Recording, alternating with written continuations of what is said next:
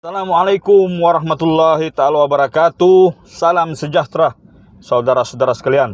Bersiaran lagi kita dari Siring Jalan, memberi pendapat sebagai seorang rakyat marhain yang memberikan pendapat yang spontan dan jujur walaupun apa adanya. Okeylah, seperti yang kita sedia maklum, pilihan raya negeri Melaka sudah pun selesai.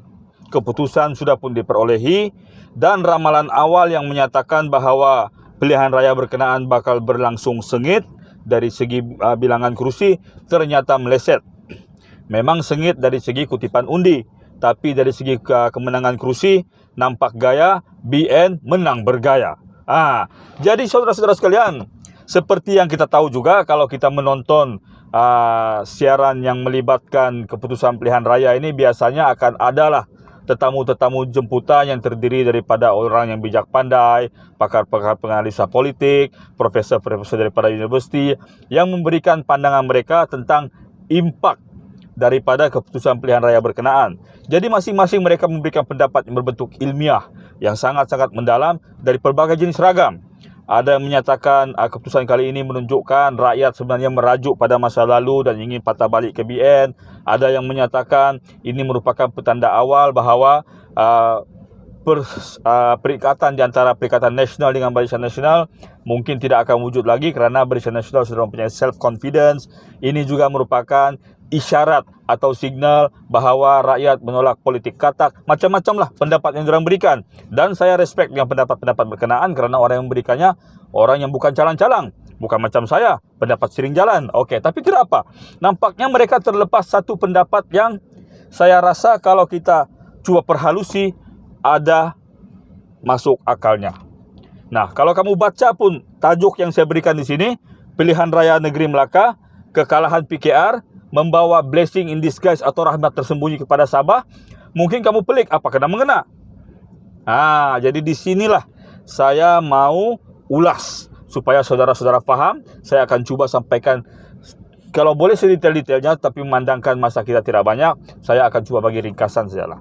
Okey, di antara ketiga-tiga seteru semalam, yang paling kalah teruk adalah Pakatan Harapan, PH.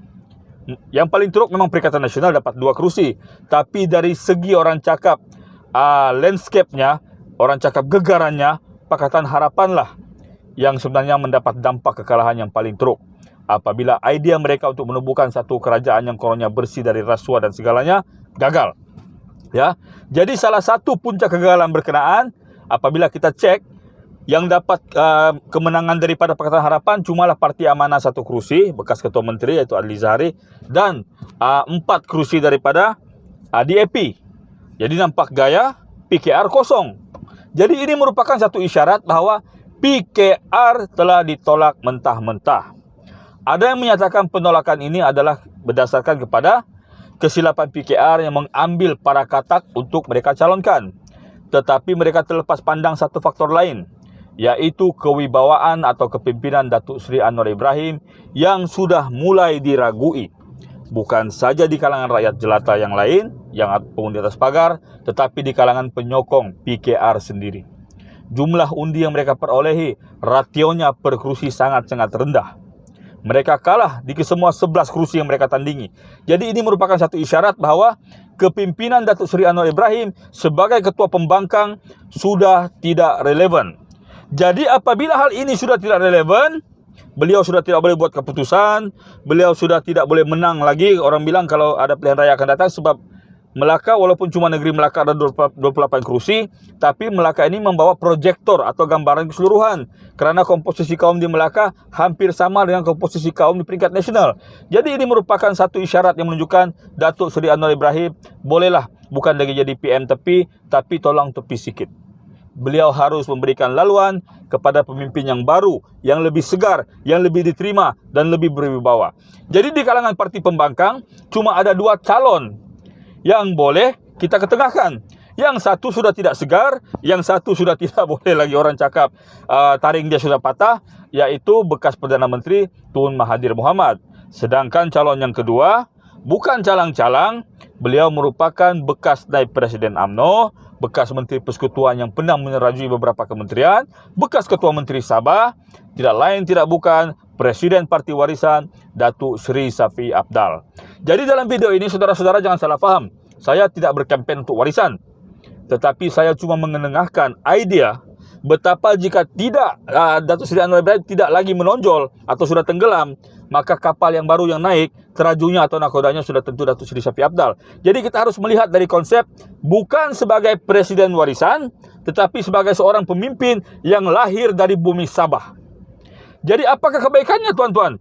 Bayangkan kalau orang Sabah jadi Perdana Menteri. Hal pertama yang boleh kita orang cakap merasa senang hati adalah MA63 atau perjanjian 20 perkara.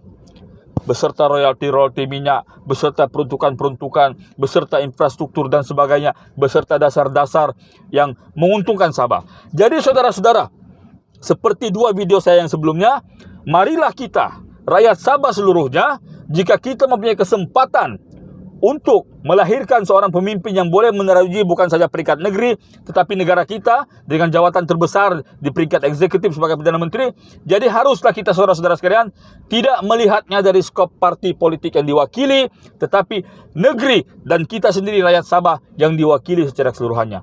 Ayolah kita doakan apa pendapat yang saya berikan ini menjadi kenyataan. Kerana semalam isyarat yang diberikan oleh pengundi Melaka cukup jelas. Anwar is no longer relevant. Anwar sudah ditolak. Idea beliau, maaf kalau kata-kata saya keterlaluan, sudah tidak boleh pakai. Tidak ada pendirian. Sekejap kata anti kata, sekejap ini jadi orang sudah tidak percaya. Apatah lagi, kita pun sudah maklum, warisan sudah pun bertalak satu dengan Pakatan Harapan pada April 2020 yang lalu. 2020 atau 2021 saya pun kurang ingat. Jadi ini adalah kesempatan terbaik warisan. Ini tidak mustahil saudara-saudara. Tidak semestinya beliau mewakili blok parti tertentu. Kerana kita tahu di Malaysia sekarang Perdana Menteri boleh lahir dari parti manapun, boleh datang dari kedudukan manapun, boleh datang daripada pakatan atau perikatan manapun. Tidak mustahil. Jadi kita sebagai rakyat Sabah mendoakan, menyokong dan berfikir bahawa kita sekarang sudah ada peluang.